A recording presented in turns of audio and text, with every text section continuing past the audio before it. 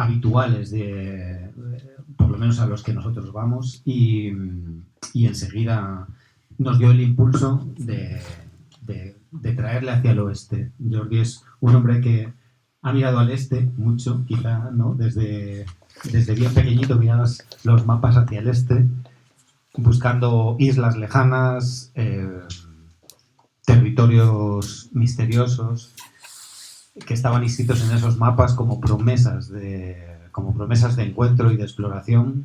Y bueno, Jordi, bienvenido al oeste de la península.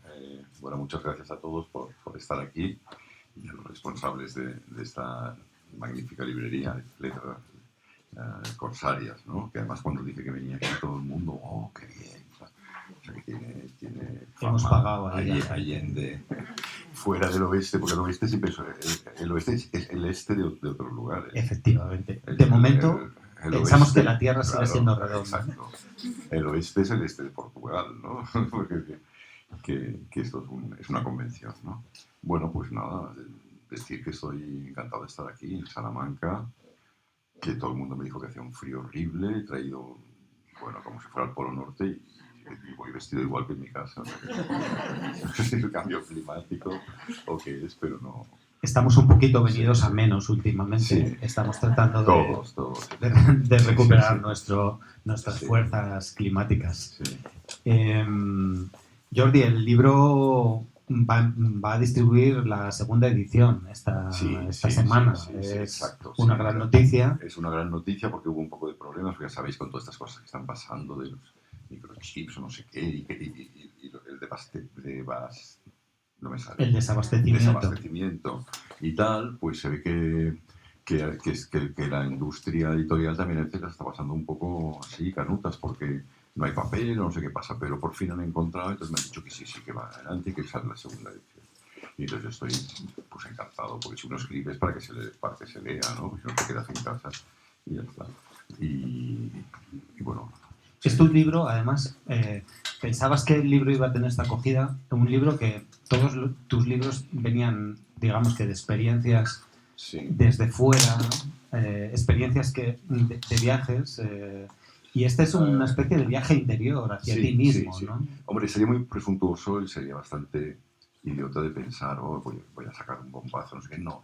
Pero sí que es un libro que está muy trabajado, es un libro muy desde dentro, he pasado mucho tiempo, luego me he dedicado mucho también a cincelarlo, a leérmelo en voz alta, a leérselo a gente de confianza en voz alta, porque entonces cuando lees hay una música que de golpe dices, pues no, eso no, y tachando y puliendo, hasta que hay un momento que me dijeron, déjalo ya, no lo toques más, porque a partir de ahora lo que vas a hacer es estropearlo. Y entonces pues lo entregué. Y la acogida que está teniendo, es que no sé, no lo puedo decir. Si digo en el fondo que sí, quedaré como un borde, ¿no? Pero, claro, cuando uno hace algo, repito, es como para que se conozca, ¿no? Y no sé si me esperaba esta acogida, pero desde luego estoy muy contento. Y estoy muy contento de gente anónima que me han enviado mails y cosas. El otro día, ayer en Madrid, sin ir más lejos, pues vino un hombre relativamente joven que había tenido un ictus y me dijo que se lo había pasado muy bien porque le leían el libro mientras él estaba enfermo. Y entonces esto para mí es lo más bonito que se me puede decir, ¿no? Ayudar a alguien en estos momentos difíciles. Es curioso porque tú te lo leías en voz alta, sí. A este hombre se lo leían en voz alta, sí. Y hay esa fascinación por esos cuentos leídos en una hoguera, en el desierto, esos cuentos que se contaban en los oasis. Toda esa tradición oral y esa oralidad es importante, ¿no? Para mí es muy importante la literatura oral, ¿no? Y para mí lo que he ido a buscar en mis trabajos, en mis películas, en mis cosas, he ido a buscar la memoria, sobre todo a los ancianos, y las historias que cuentan que muy a menudo los hijos no quieren oírlas ya, porque dicen, calla, explicar estas batallitas y tal. Y entonces lo que ocurre, como los árabes del mar, que las nuevas generaciones bueno, pues es Dubái, Abu Dhabi, todos esos países tan horrorosos que parece Las Vegas y así, ¿no? Y han olvidado su tradición, su gran tradición marinera. Y los hijos ahora pues están con sus Lamborghini, todo está haciendo el gilipollas por ahí. Pero yo creo que los nietos van a empezar a querer saber dónde vienen y quiénes son y así. Y ya será demasiado tarde porque la cadena se habrá roto, ¿no? Se habrá roto este vínculo con el mundo antiguo, que es lo que a mí me ha interesado siempre y que he ido a buscar. Porque hay mucha gente que está por retratar el cambio, que a mí me parece muy bien, ¿no? El cambio, el cambio. Pero yo no creo que retratar el cambio sea en sí mismo sea una, no sé cómo diría, como algo totalmente moderno, positivo, no sé. Yo no he querido retratar el cambio, yo he querido retratar lo antiguo, porque como lo antiguo está desapareciendo y a marchas forzadas, como no te des prisa, pues ya habrá desaparecido y se habrá acabado la memoria y el vínculo con lo iba a decir arcano, pero queda un poco así, con lo antiguo, con el mundo antiguo. Uh-huh. En el libro flota una sensación como de el intento de capturar un tiempo que desaparece, aunque realmente si nos ponemos a pensar igual que el oeste es el este de algo, el tiempo siempre está desapareciendo, es decir, todos los tiempos desaparecen o por lo menos pasan.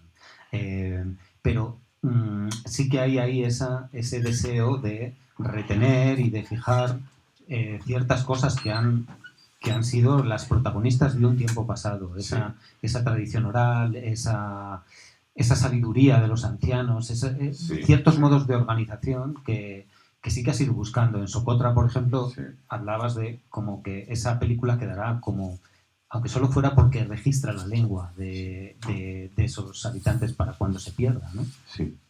Sí, pero esto ahora me has hecho pensar, por ejemplo, cuando yo estuve en los Oasis por primera vez, claro, estoy hablando del año 80 o algo así, eran desconocidos incluso para la gente del Cairo, muy desconocidos. Y allí, pues, yo pensaba, esto es que la gente aquí sigue viviendo como se ha vivido durante siglos en el desierto. Y era un mundo para mí fascinante. Entonces empecé a trabajar ahí, a hacer fotografía sobre todo, pero luego leyendo a un gran arqueólogo egipcio, Ahmed Fahri, bueno, más que arqueólogo, antropólogo, sociólogo, y ya que había escrito unos estudios muy interesantes en los años 30 y ya se quejaba de que cómo había cambiado todo. O sea, que todo cambia constantemente, aunque tú te creas que no, la globalización existe desde siempre.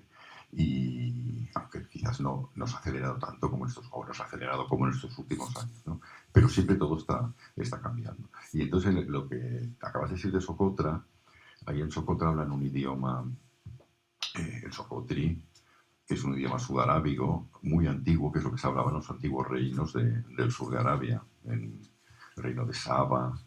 Es descendiente de lo que hablaba la reina de Saba, pero claro, ha cambiado muchísimo, como ha cambiado el griego actual, que del que hablaba el que escribía Homero, ¿no?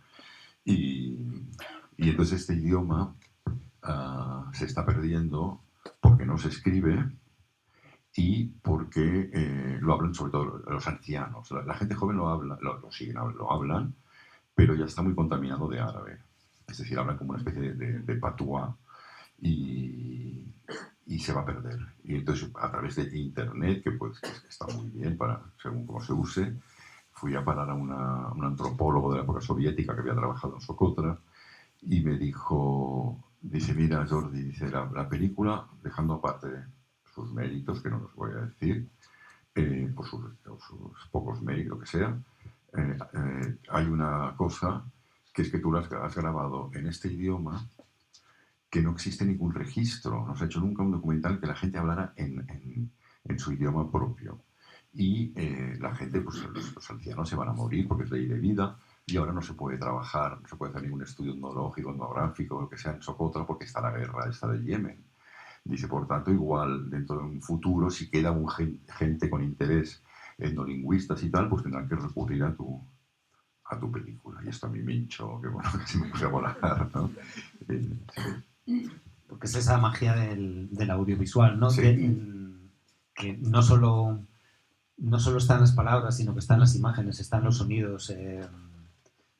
Tú fuiste a través de estos viajes, ¿no? En este viaje iniciático a la India, dándote cuenta de que sí, algo pasa por aquí. Dándote cuenta de que lo que tenías era una mirada, quizá, ¿no? Es decir, y que esa mirada había que plasmarla y convertirla en algo que te permitiera además a ti vivir con ello, no solo vivir de ello, sino vivir con ello. No, vivir con ello, sí, sí, sí. Bueno, de ahí viene lo del impulso nómada, ¿no? Porque este impulso que me llevó a escapar y a huir y quitarme todas las capas estas de cebolla famosa que te van poniendo encima, ¿no? Y ser un poco, o sea, huir para encontrarme un poco. Eso se piensa posteriori cuando estás ahí, ¿no? Y, y es un poco, pues, no sé cómo te diría, eh, fue esta búsqueda,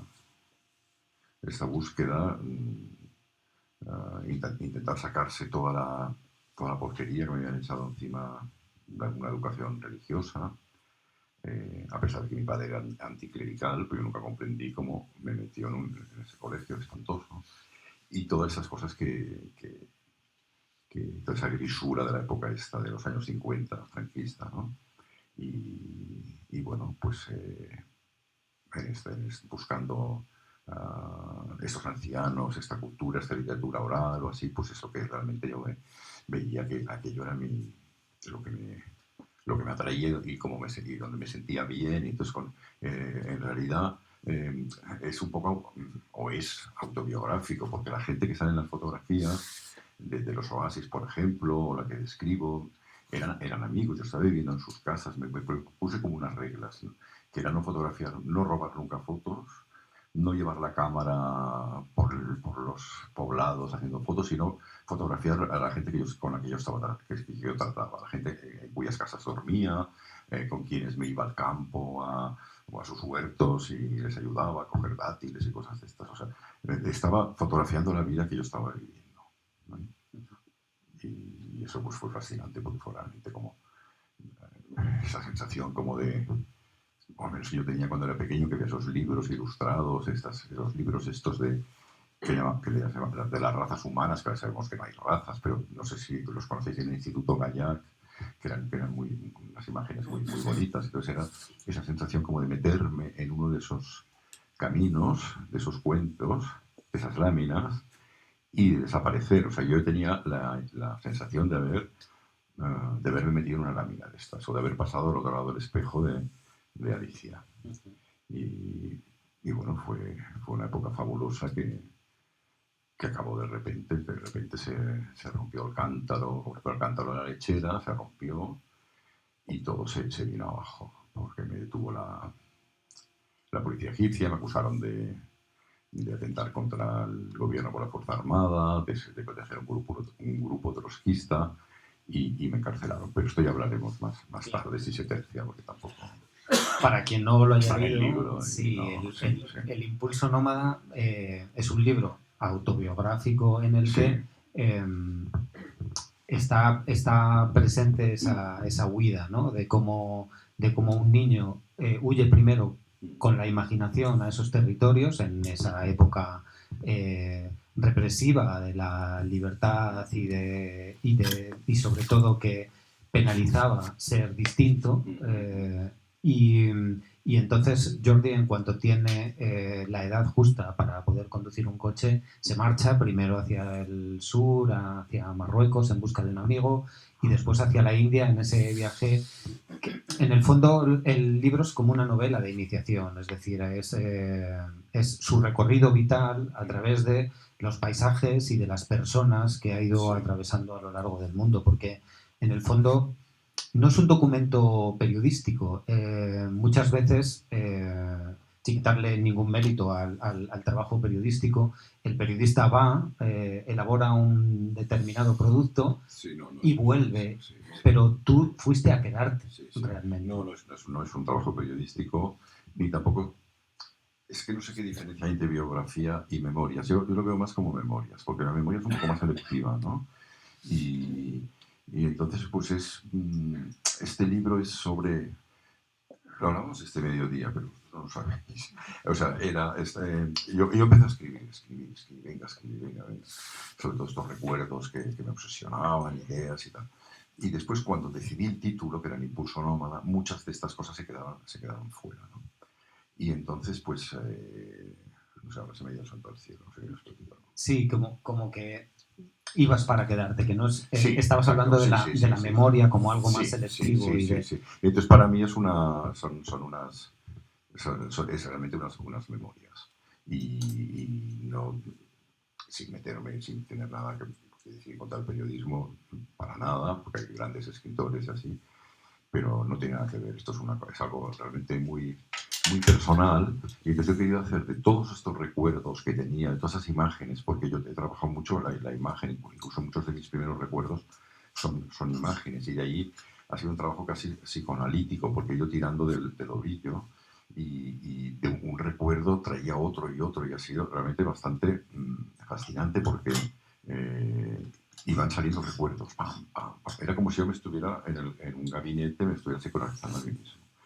Y eso ha sido muy importante. Entonces, toda esta amalgama de recuerdos, de estos primeros borradores, de todos estos documentos que tenían una carpeta y así, pues eso, luego yo he tenido una ambición literaria, o sea, con toda esta, esto era como el barro de quien hace una estatua o un alfarero o algo así, o sea, con esos recuerdos he elaborado otra cosa, que es un discurso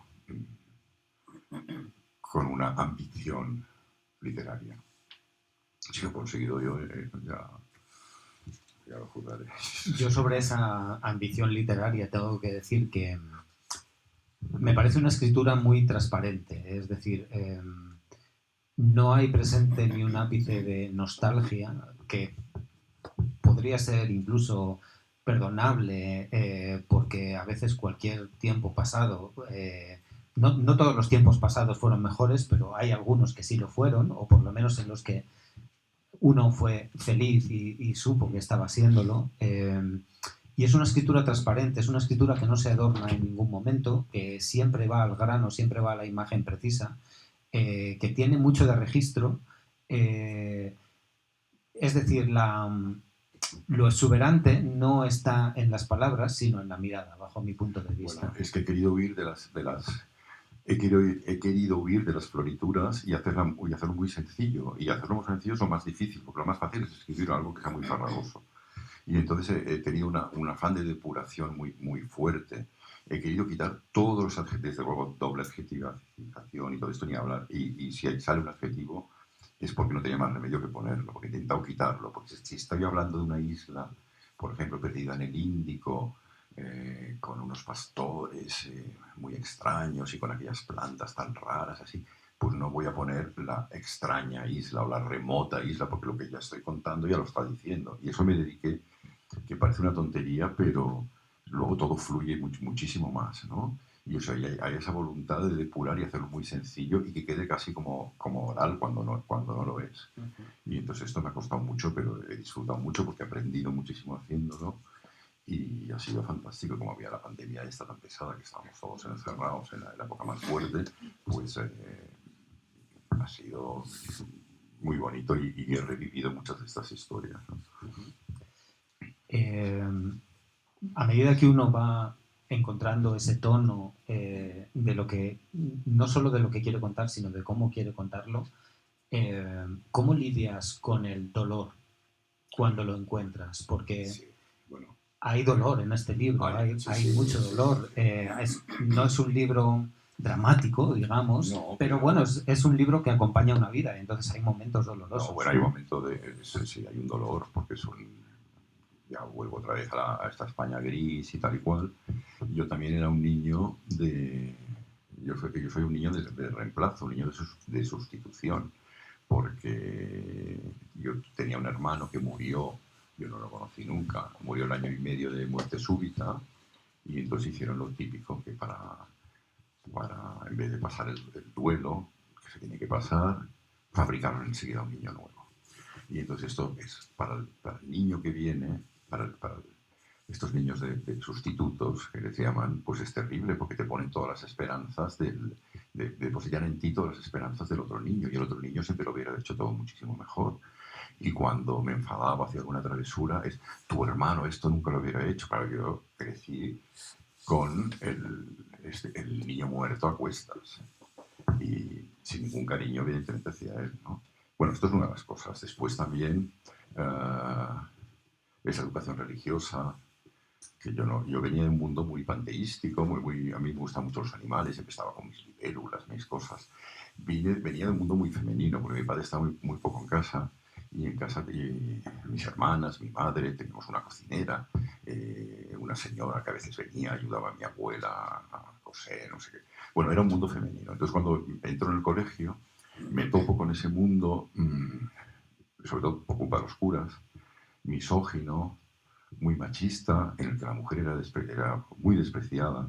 Los insultos eran siempre, parecéis nenazas, esas cosas de mujeres, y luego que ya no te hablo de maricas y maricones y todo esto, ¿no?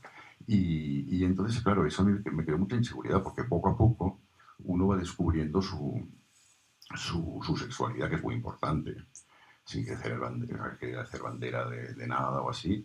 O sea, en los años 60, bueno, yo soy de los 50, pero cuando ya tienes el despertar sexual, ¿no? Que es hacia los 14, yo fui bastante tardío todo. Eh, pues entonces ves que lo tuyo no es la norma. O sea, empiezas a descubrir que, que como te sientes tú, las atracciones que sientes, pues que van en contra del mainstream, ¿no? Del pensamiento general, y uno es un propio represor de sí mismo, ¿no? Entonces esto realmente es muy doloroso. Entonces juntamos la inseguridad que me creaba el ser el sustituto de otro, o sea, no ser yo, ser un trozo de otro. La represión esta franquista, tal y cual, pues era realmente un mundo para mí que quería gritar. Pero entonces lo que me salvaba eran los, li los libros de aventuras, las películas que pasaban los gitanos en la plaza mayor del pueblo, donde mi casa tiene una abuela, donde veraneábamos. Pasaban películas de aventuras, de Sinbad, de no sé qué. Después también esas sesiones de aquella época, que había mucha película colonial, de los lanceros de Bengala, la India, no sé cuántos. Pues claro, todo eso me hacía soñar. Y luego yo tenía mi ídolo, que era Guillermo Brown, que era esa novela inglesa, ¿no? De Richard Crompton, que luego me enteré muy tarde que era una mujer en vez de un hombre, ¿no? Y que era el niño este malo, que era un travieso, que estaba siempre en contra de la familia, que asustaba a los novios, que eran unos idiotas de su hermana, que eran unos cursis, y que siempre hacían las mil y una, ¿no? Y también Huckleberry Finn y todo eso. Eso es lo que me hacía realmente soñar y huir, y los mapas y los atlas, y yo con esto pues viajaba sin salir de la habitación, ¿no? Y eso es lo que este caldo, ese cocido, ¿no? Que se fue preparando, sí.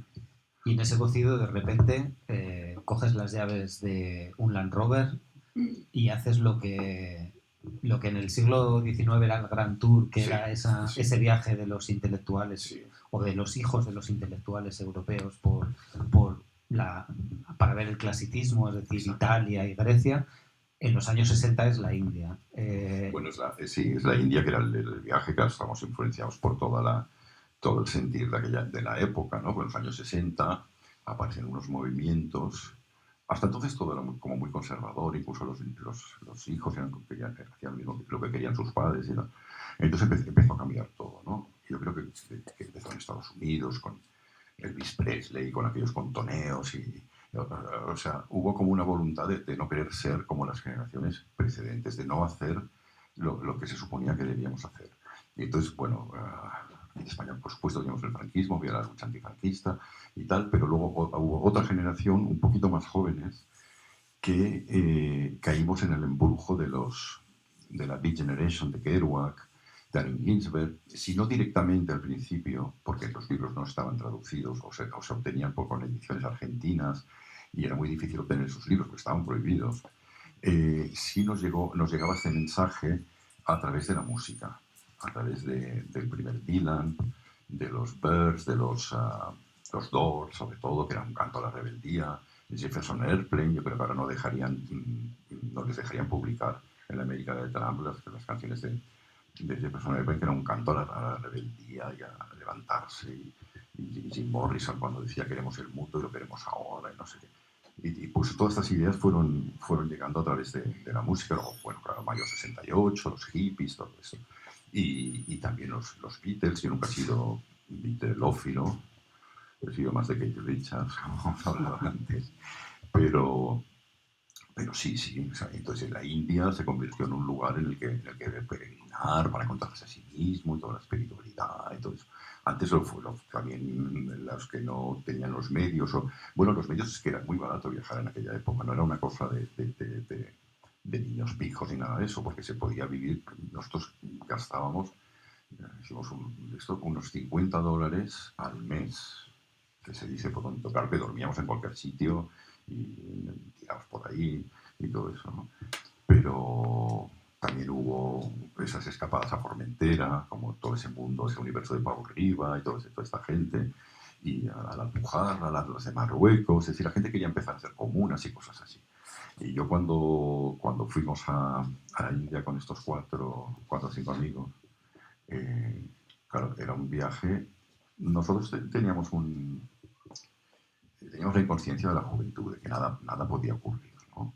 Porque realmente era peligroso meterse por esos países y además siempre había como, bueno, Baluchistán estaba levantado en guerra, bueno, sí, como guerrillas y había, o sea, no era una tarea fácil.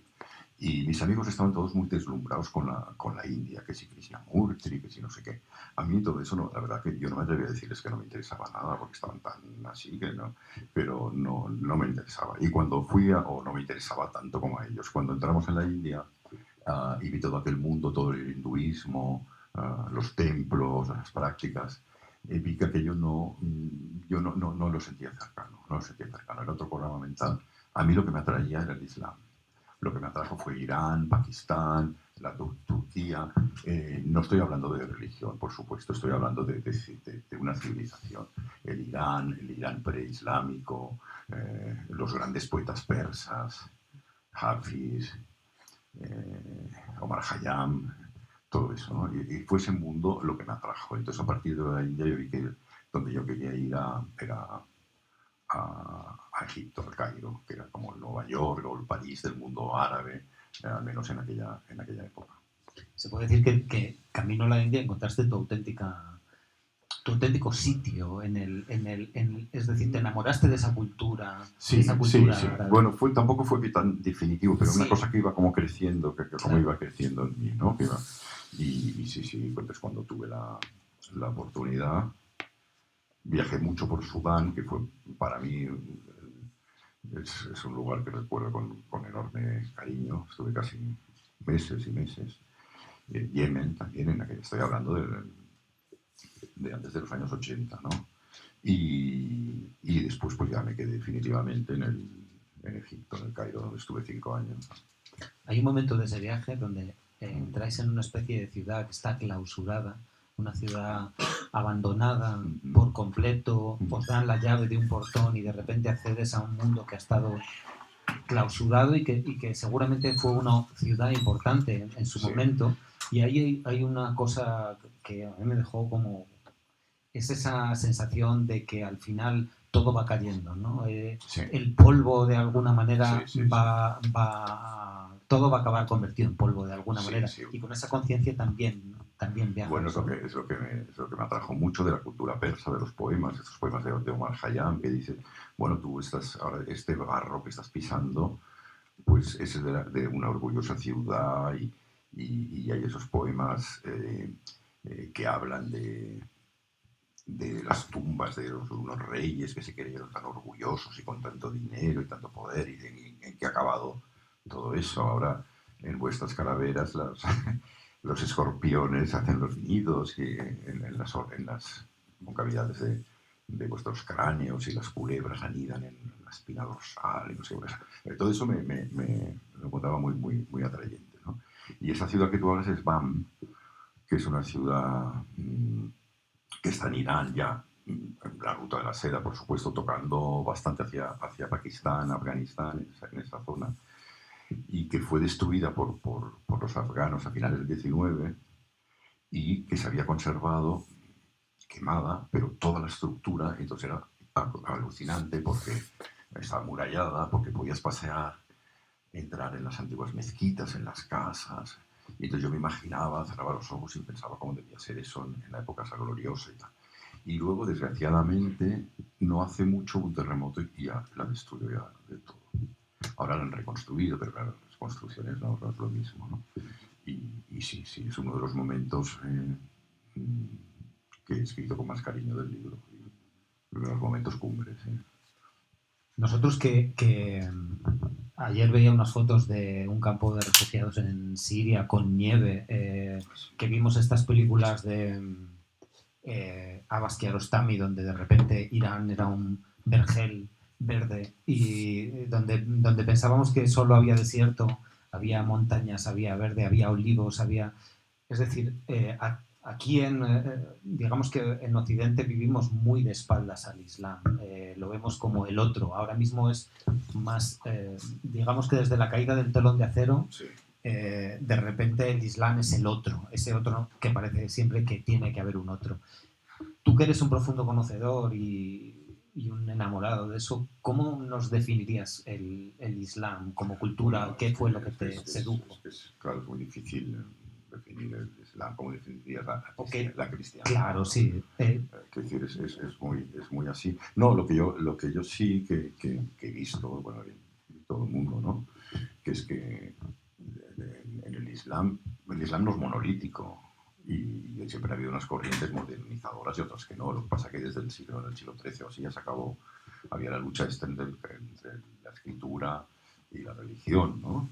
Sorprendentemente, lo que dio pie al laicismo fue un pensador musulmán que es Averroes. O sea, a partir de Averroes luego salió Santo Tomás de Aquino y todo eso, y era la doble verdad, y la razón, y la religión, y a ver si se pueden coincidir o no, y no sé qué. O sea, que han habido momentos muy, muy lúcidos dentro del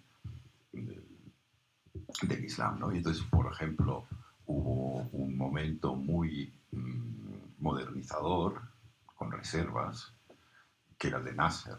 Nasser quiso hacer un panarabismo, quiso crear unas sociedades árabes modernas, dio mucha importancia a la mujer.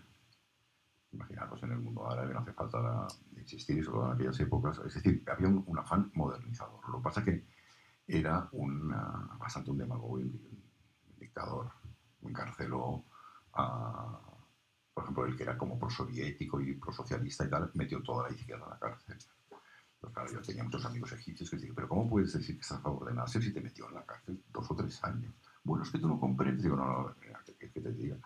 Bueno, y entonces cuando Nasser murió, algunos dicen que envenenado, claro, él tenía esa charlatanería un poco, ¿no? Es decir, que los árabes eran invencibles y que iban a acabar con el Estado de Israel porque era muy injusto y no sé qué, no sé cuántos, y que la aviación egipcia era fabulosa y así, pero los israelíes en una mañana destruyeron toda la aviación egipcia que ni despegó, ni iba a despegar. Y entonces, bueno, cuando muere Nasser acaba este afán modernizador, porque entonces el relevo, el liderazgo en el mundo árabe lo toma Arabia Saudí, nuestra querida Arabia Saudí, ¿no? Con sus petrodólares, y que empezaron a inundar el mundo de mezquitas con los imanes, con una visión la más retrógrada y reaccionaria y abascalista del Islam. Y bueno, es lo que ha seguido hasta ahora. Es decir, sí que han habido afanes de querer romper eso, ¿no? Y sí que hay gente que está intentando. Yo escribí un libro que se llama Mil y una voces, que era con conversaciones con intelectuales y muchas mujeres del sur, con Fátima Mernissi, y con voces que quieren cambiar las cosas desde dentro, ¿no? Y esas voces existen. Lo que pasa es que claro, los telediarios solo reflejan por los barbudos ahí gritando y tal, ¿no? Pero hay mucha otra gente. Lo que pasa es que Occidente nunca ha apoyado a esta gente, porque quizás no le ha convenido, le ha interesado más que fluya el petróleo, ¿no? Y ya está. Pero tampoco quisiera seguir por aquí, porque esto es otro libro que ya he hecho y no quiero entrar en terrenos así de politología, porque cansan. Sí. Bueno, a mí me cansan. En Egipto encuentras tu lugar, ¿no? Estás viviendo allí y habías encontrado ese equilibrio que ibas buscando, digamos que habías como dejado de huir de algo y habías encontrado el momento donde quedarte, y ocurre eso, ¿no? Sí, Que hay una acusación de sí, pertenecer a un grupo sí, sí, sí, trotskista sí. y acabas pues muy mal, ¿no? Sí, O sea, sí, acabamos esa época que además tardas mucho tiempo en poder volver a Egipto, ¿no? tardó mucho tiempo. Como si Sí, te robaran algo de sí, repente. desde luego, me robaron media alma. Sí. No, fue. Yo debía tener unos 29, 30, 31 años, algo así, ¿no? Que estás como en la plenitud, ¿no? Y entonces para mí fue realmente maravilloso. O sea, yo a veces pensaba, qué feliz que soy, no, eso no se puede ser tan feliz, algo va a pasar. Pensaba, bueno, mira, mientras no pase, pues vamos capeando. Y, y pasó. Y claro, yo estaba muy feliz, primero por toda una serie de circunstancias, porque cuando yo estaba a punto de dejar Egipto, entré en contacto con un gran amigo, Mursi Sultán, que sale en el libro varias veces, y ese un chico que había estado en la extrema izquierda, y luego quedó desilusionado de todo y tal, y escribía, y entonces gracias a él conocí poetas, conocí escritores, se me abrió todo un Egipto distinto de la gente que yo frecuentaba, pues que era la gente que conocía del mercado y no sé qué. Y entonces conocí toda esta gente. Y otra vez viajé de amigo en amigo, es decir, en mi libro hablo mucho de estas historias de amistad, porque es un canto a la amistad también, ¿no? Y bueno, entonces fue pasando el tiempo, yo era muy feliz, me ganaba muy bien la vida porque trabajaba en el Ministerio de Agricultura egipcio, hacía traducciones simultáneas a inglés y francés, de inglés y francés a español, porque había una escuela de agricultura muy importante y había gente de todo el mundo y yo me ocupaba de la parte de Latinoamérica.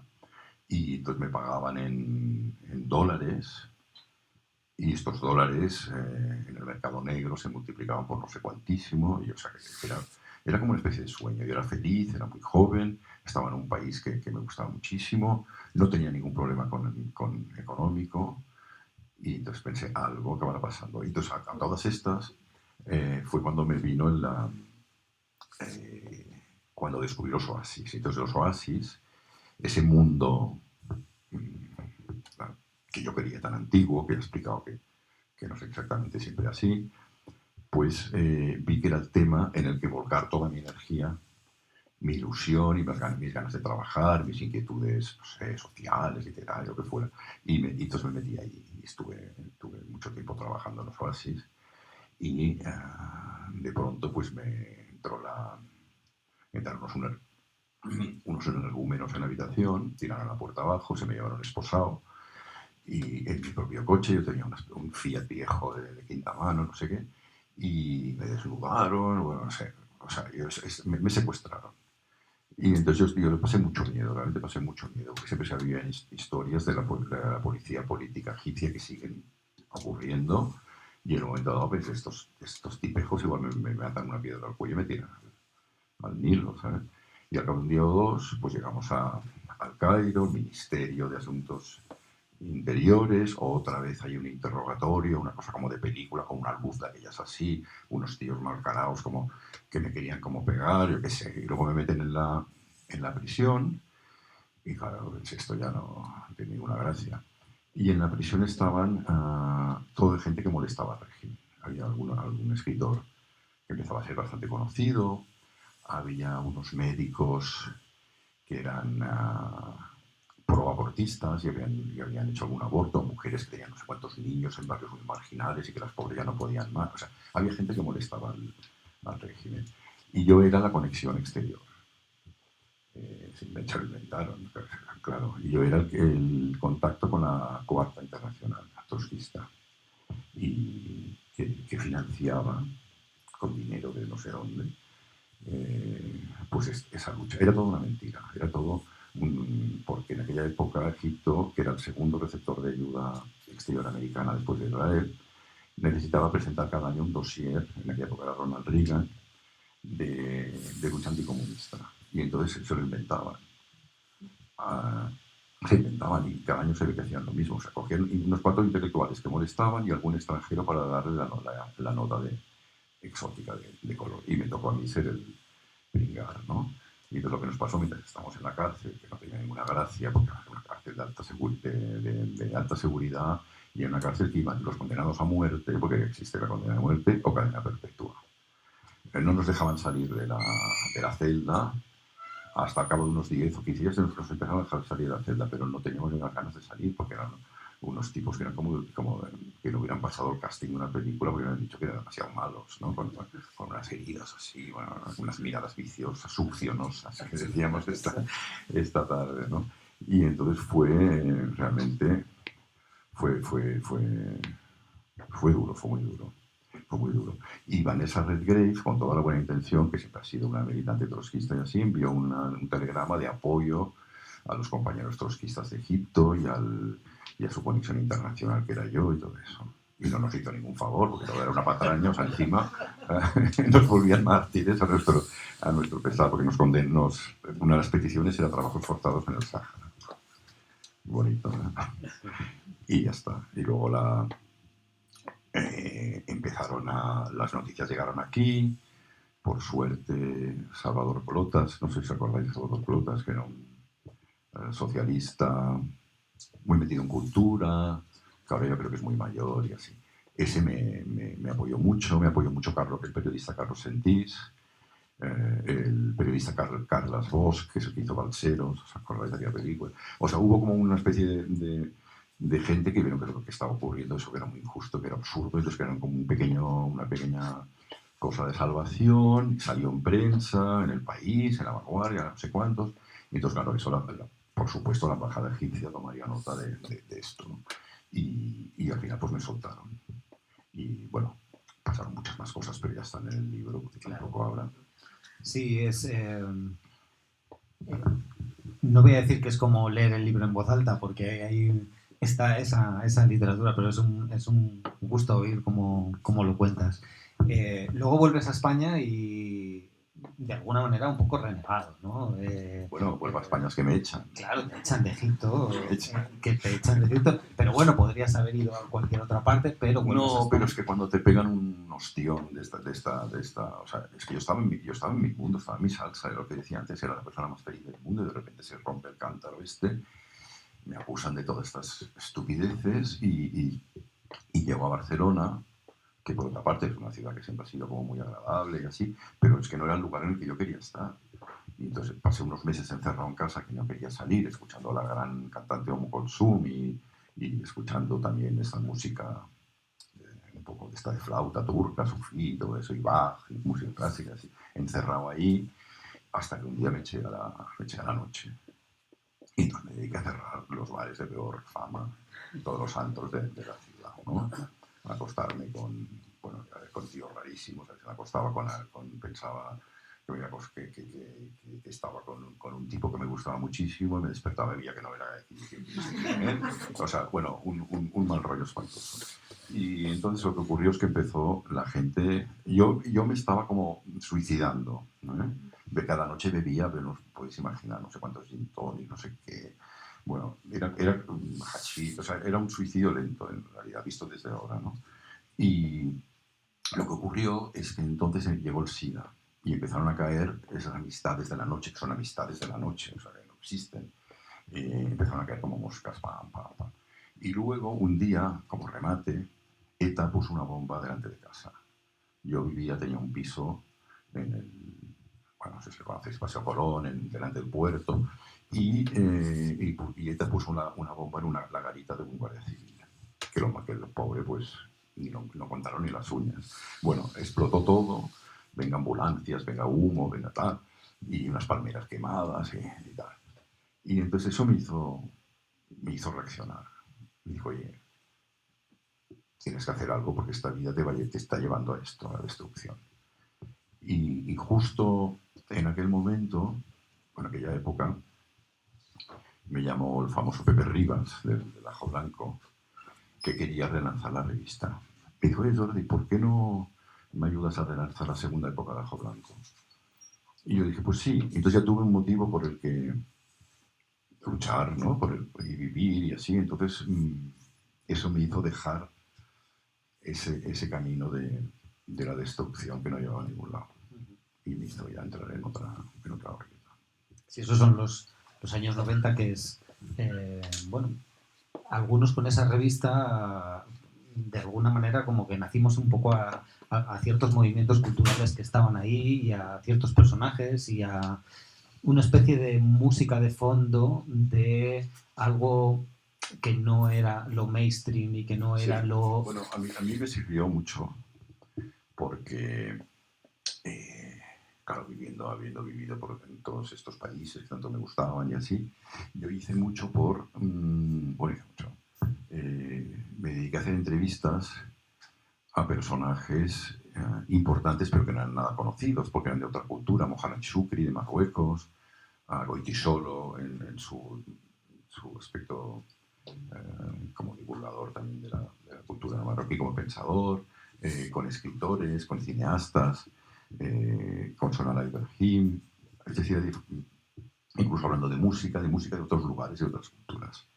Y entonces eso fue para mí muy, muy importante, porque podía hacer un poco de difusión, ¿no? de explicar que al otro lado del Mediterráneo, pues que había culturas, había escritores, había mujeres cineastas, que había toda esa cultura. Y entonces porque ahora estoy hablando incluso de los años 80, pero es que no se sabía nada. Cuando Naguib Mahfouz ganó el premio Nobel, yo recuerdo, no sé si fue El País o La Vanguardia, que decían que se lo tomaron como un premio político. Estos suecos, qué divertidos que son. Ahora resulta que hay una literatura importante en el mundo árabe y no nos habíamos enterado. Pues al mismo momento en Le Monde, los franceses, que son más cucos, pues ya dijeron que era el Balzac árabe, claro, se lo quedan también para ellos, ¿no? Que era el nuevo Balzac. Y ya eran como todo unos... y entonces se vio que lo que era Naguib Mahfouz, que es un enorme escritor. Y así, ¿no? Pero claro, aquí no se sabía nada de todo eso, eran los modos, ¿no? Y entonces a mí me gustó, pues, poder poner mi grano de arena. O sea que allí eras el contacto occidental de la Internacional Trotskista, y aquí fuiste el introductor de la cultura bueno, tú árabe. Que en Ajo Blanco, no diré nombres, pero alguien dijo que Jordi Esteva, que era un pesado porque solo hablaba de moros y negros. Así, literalmente, ¿no? Ahora no se atreverían a decir eso, pero en el año 87 o así, pues sí. Sí, es una gran época de esa revista que, insisto, yo creo que, bueno, en algún momento salías de cobrar un pequeño sueldo haciendo de becario, hablo por mí, ¿no? En algún sitio, y te lo gastabas en el kiosco de la esquina comprando el Víbora, el Ajo Blanco, bueno, todas las revistas que estaban ahí, Sí. en esa especie de vergel que era el kiosco, ¿no? Con una cultura muy al alcance de la mano y muy subversiva de alguna manera, en cierto punto, por lo menos. Sí, al menos estimulaba Sí. Si el primer Ajo Blanco era una llamada más común, no sé qué, no sé cuál, las drogas y tal. Este era más, hay una voluntad más cultural, ¿no? Y de alguna manera como subversivo, o sea, apostar por todos esos grandes escritores orientales y todo eso, ¿no? Y fue muy gratificante y muy bien, hasta que para mí dejó de ser divertido. Cuando digo divertido no digo de una manera frívola, de que me atrayera, ¿no? Y de un momento, pues que no... Que ahora igual tampoco quiero hablar mal de compañeros, así, pero siguiendo como una línea política que a mí no me interesó, y lo dejé todo, y entonces como ya estaba curado de las heridas estas de Egipto, pues volví a interesarme por temas de otras culturas. Empecé a trabajar en África Occidental sobre los fenómenos de posesión y de trance, y ahí entré ya en una espiral de ir a buscar grandes temas y grandes cosas que me posesionaban desde niño, ¿no? Ir a buscar los árabes del mar, es decir, ya entré en esta nueva dinámica. Estoy pensando en Socotra, en el documental, que por cierto está en Filmin, disponible para ver, que es en blanco y negro por una decisión estética pura y dura, ¿no? Podemos asociar esa especie de búsqueda de lo esencial, quizá, o Sí. sean cuáles hayan sido tus motivaciones estéticas, que también pueden ser de alguna manera éticas,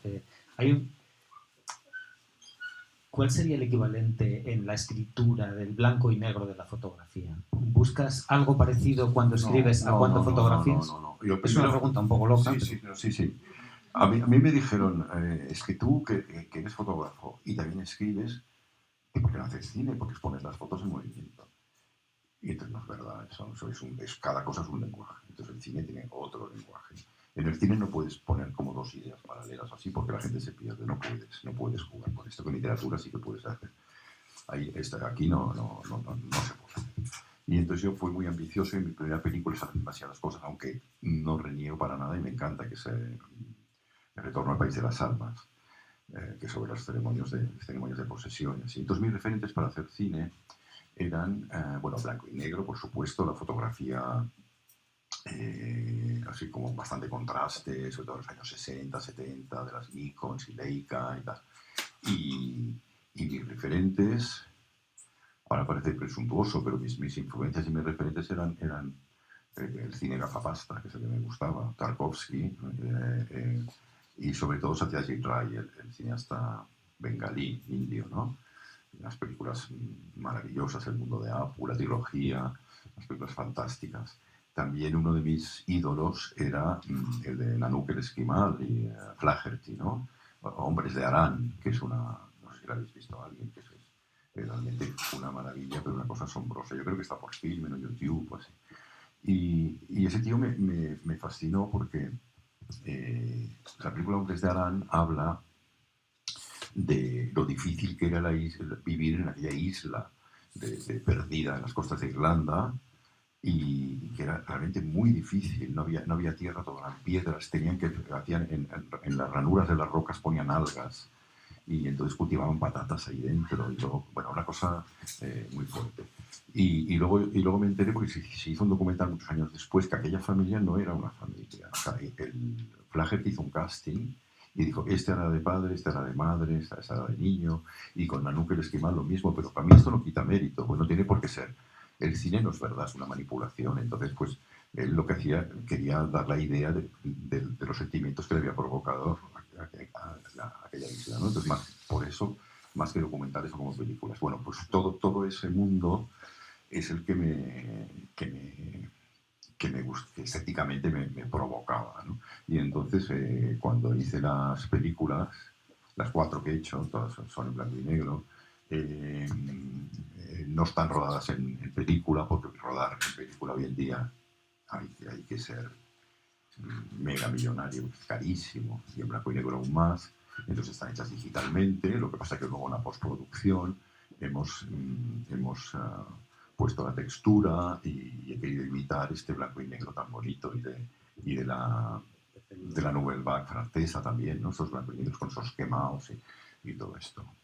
Porque, por ejemplo, cuando yo veo películas en blanco y negro de ahora, hechas ahora, es todo tan perfecto que me da como miedo, no la soporto. O sea, no soporto esa película Roma, ¿os acordáis? Sí. Pues es que aparte que la película no me gustó, estéticamente tuve que parar, porque es todo demasiado puro, demasiado perfecto, parecía un anuncio de Sony o de algo así. Blancanieves, esa española también, que ganó varios Goya, yo creo, también tiene esa textura muy... demasiado perfecta. Sí.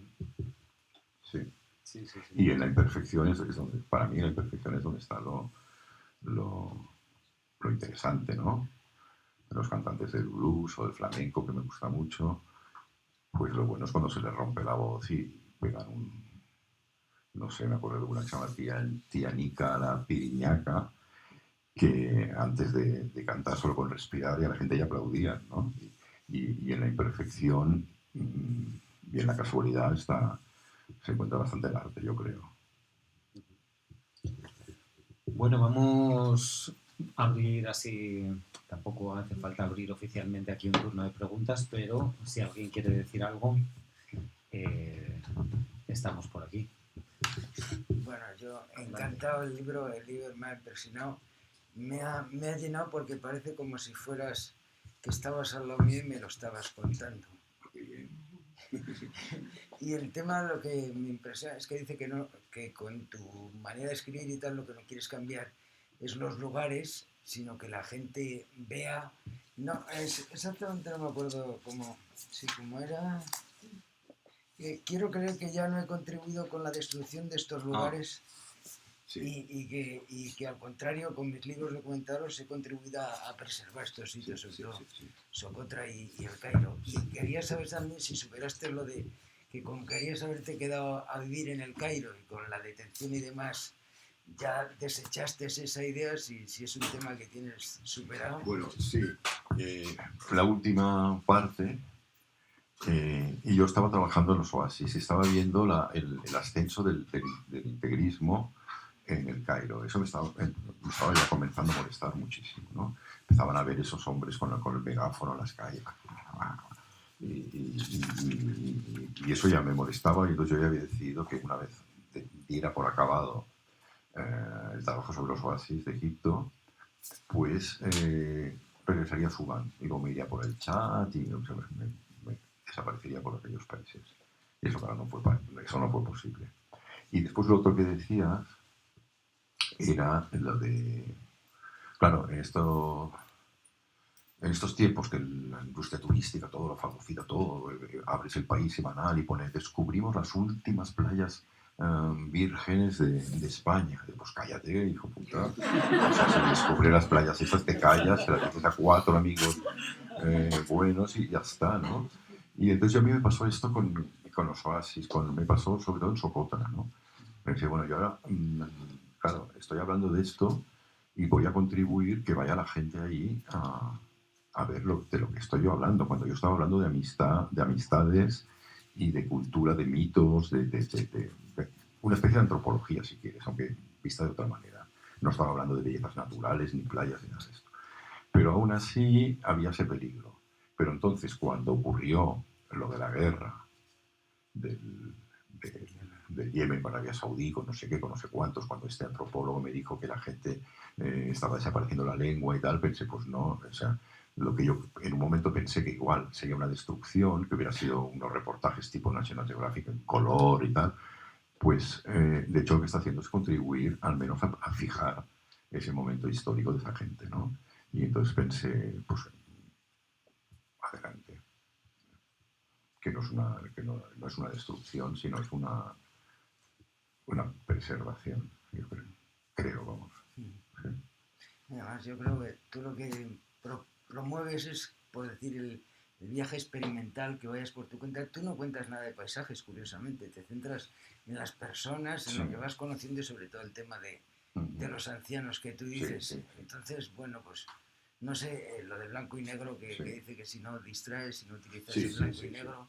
No, y los paisajes tampoco no entro mucho. Entro, por ejemplo, si estoy con un grupo de gente en el desierto, entonces estamos allí, entonces por las montañas se van volviendo rojas y así, pero son como, pinceladas. Son como pinceladas, no quiero extenderme demasiado, ¿no? Y bueno, es una manera de escribir. Lo que de Egipto no hablas nada de los coptos. No, porque es que no, claro, es que yo hablo de mi vida en Egipto, entonces en Egipto el mundo copto pues no...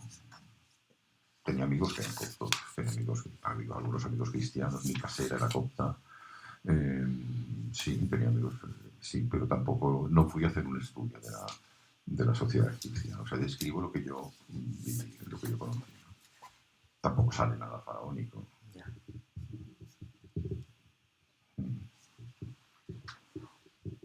Adelante. Sí, un placer escucharte.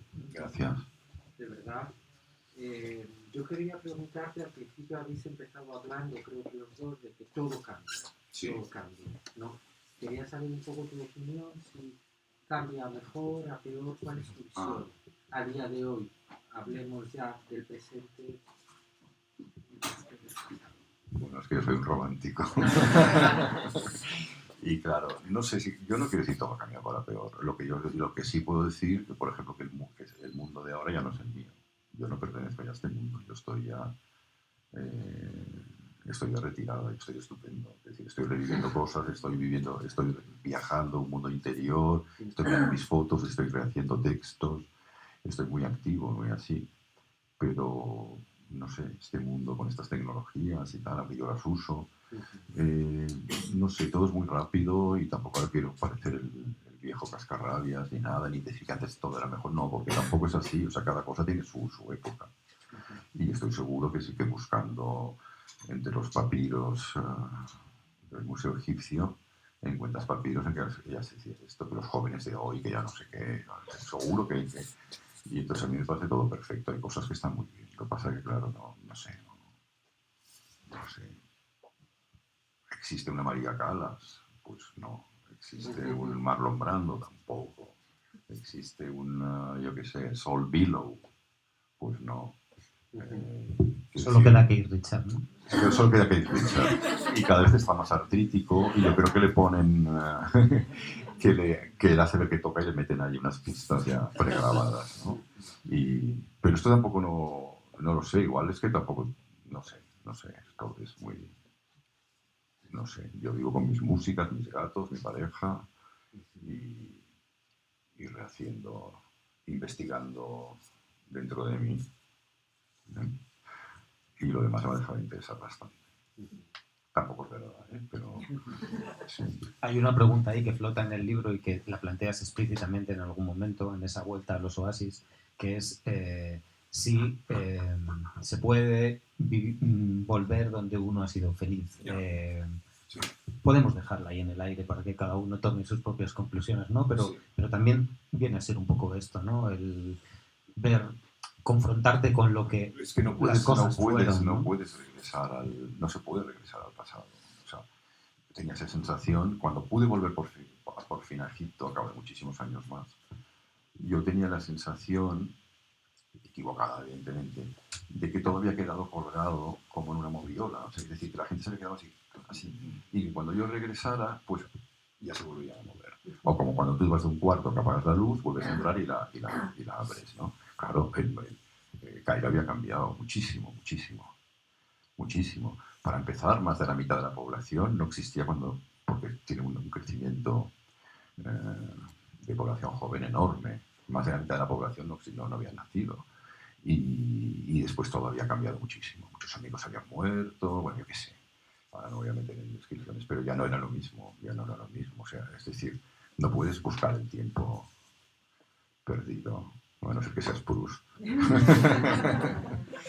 No se puede. Es decir, el agua esa que pasa por el puente, ¿no? Que ya pasa, ya se ha ido, no se sabe dónde. Bueno, al mar. Ya no es la misma. Sí, desde la ignorancia, de acuerdo, planteémoslo claramente. Ahora tengo la impresión de que tengo que ir a revisar las revistas que tengo guardadas bajo blanco a buscarte. Porque, bueno, has dicho una cosa que es que no robas fotos, no robabas fotos. Sí. Con esta democratización de las tecnologías fotográficas, con la fotografía digital en concreto, que todo el mundo, lo que nosotros consideramos el segundo, el tercer mundo, tenga acceso a un móvil con cámara. ¿Crees que eso te sea posible ahora? Yo he visto algunas fotografías tuyas antes de tu charla, en la que hay una mirada posada pero amable de la gente que viene delante. ¿Crees que eso se perdería ahora? Que si les pones una cámara delante a los equivalentes, ya no mirarían tan amablemente a la cámara. Sería, digamos, que habían perdido la inocencia.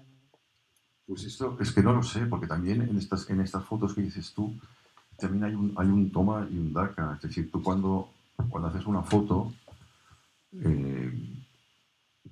te estás retratando un poco a ti mismo también. O sea, intentas que salga su alma, ¿no? Y eso pues lo consigues pues con complicidad, con amistad, con no sé qué, no te pongas tan así, no te pongas tan así. O sea, que lo manipulas un poco, ¿no? En aras de conseguir esta tal. Yo creo que sí que sería posible. Lo que pasa es que yo el mundo digital lo llevo muy mal. Hago muchas fotos con iPhone y no sé qué y tal. Pero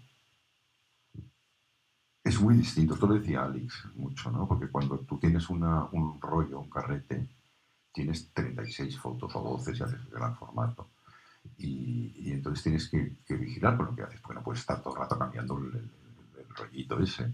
Entonces cuando tú haces digital haces muchas, mira, otra aquí, otra, pam, pam, pam, pam, pam, pam, pam, pam. Luego esas fotos se acaban todas en la basura del ordenador, ¿no? Y en cambio cuando tienes el analógico, tenías otro programa mental, ¿no? Y era, pam, esta es la foto, ya está, no hace falta hacer ninguna otra porque lo sabías, porque hay como un punto, esto para los fotógrafos, hay un punto en el espacio en que las cosas requieren una magia y un misterio. O sea, tú vas con la cámara, es todo como vulgar, y de repente, ostras, tal. Yo le llamo el punto G, ¿no?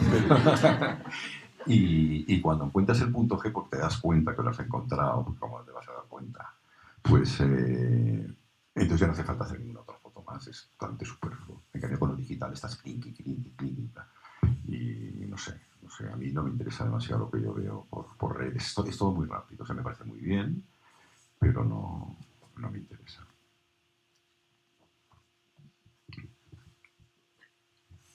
Respecto a las redes, que pues eso, que ahora lo de la fotografía se ha actualizado y tal, y tú que eres que has viajado toda tu vida, ¿cómo ves ahora la forma de viajar en el sentido de si tú hubieses sido joven ahora, ya que eres un romántico, seguramente te hubiese gustado igualmente el pasado? ¿Te habrías viajado, pues intentar viajar más en tren o esos viajes grandes que hacías? Bueno, yo, por ejemplo, tengo de toda mi colección de fotos, ahora que estoy revisitándolo para una exposición, veo que las fotos que me interesan más son fotos hechas en pensionuchas, con mosquiteras, con unas luces, todo. Y claro, era una manera de viajar pobre y difícil, y dura y difícil. Ahora uno llega a una cierta edad pues que pues quiere tener un baño en la habitación, que te digo, y cosas así. Entonces ese mundo que no tiene excesivo interés, ¿no? Pero mira, yo me encontré en Irán, estaba con mi compañero y estábamos en Sultanía, que es un lugar maravilloso, que es una tumba, pero es enorme, es altísima. Y estaba allí, estaba hablando con mi compañero, estábamos hablando en catalán, y de repente viene un chico que yo pensaba que era iraní, y dice, los catalanes, qué ilusión, yo soy de un pueblo de Lérida, no sé.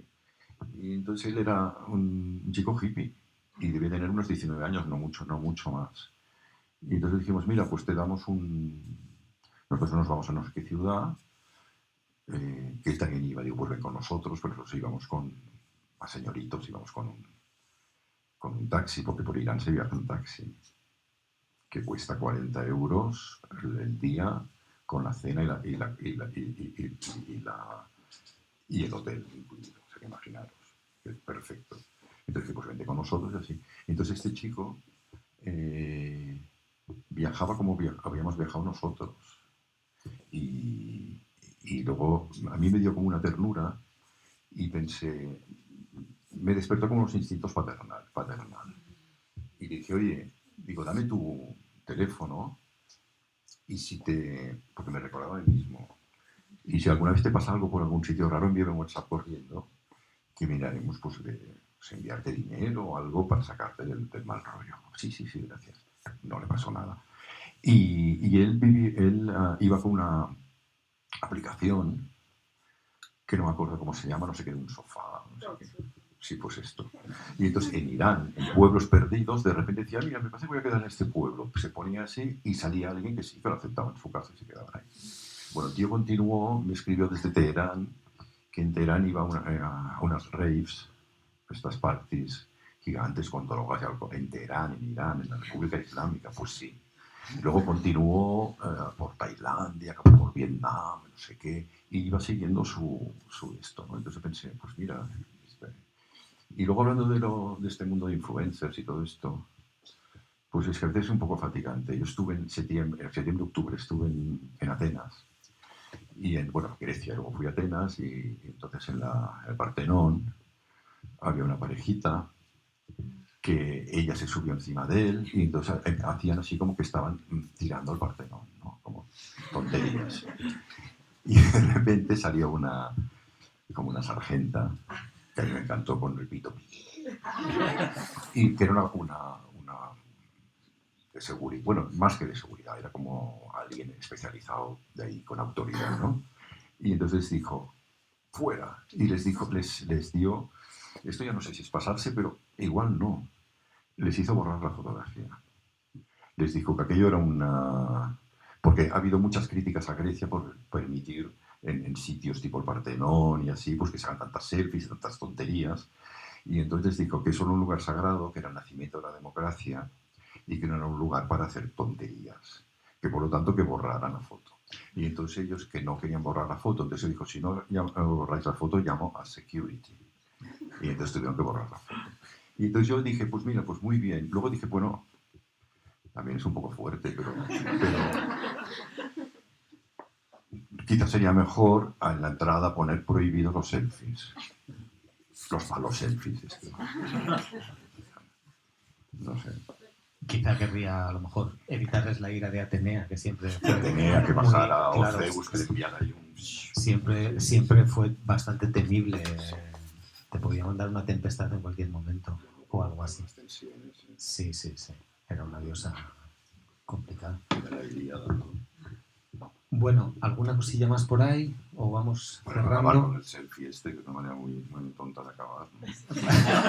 Bueno, diremos entonces que no sabemos si habrás sido feliz, pero esperamos que vuelvas con el próximo libro, Inshallah. que irá por por esta línea, ¿verdad? Claro, sí. Hay una... Bueno, tengo ahora... estaba escribiendo, disfrutando mucho, pero salió de la exposición esa que he tenido que arrinconar el proyecto, pero voy a volver a él, sí.